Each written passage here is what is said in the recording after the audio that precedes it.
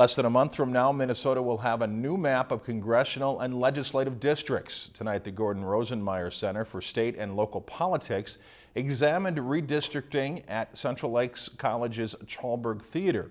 Becky Parker explains where the state government currently stands in the redrawing process.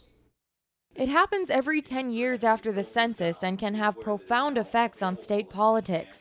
A panel of experts discussed the process and history of redistricting Minnesota's legislative and congressional boundaries.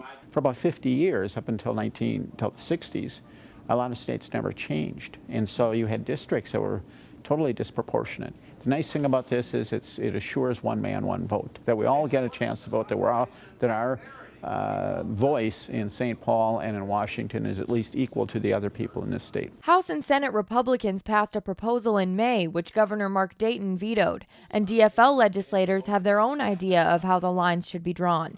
If there is no plan by February 21st, a special judicial panel will take over and prescribe a map. In June, right away, I reached out to different members of the minority caucus to see if we could build some consensus behind a plan that we could pass here in the legislature. We're still working on that. Hopefully we will be able to come to an agreement. Panelists at the forum pointed out that the courts have settled redistricting in Minnesota for the past few decades. The legislature could pass a bill and the governor could sign it anytime between now and February 21, but the likelihood is nil. The Rosenmeyer Center held this public forum as a sort of window into this once-in-a-decade event that can bring big changes to representation throughout the state. This determines, in large fact, who might be your representative, whether that's on the national level or on the state level here, how the lines are drawn, what communities are included in there. But it likely won't be until that February 21st deadline that Minnesotans know where they land for the next 10 years.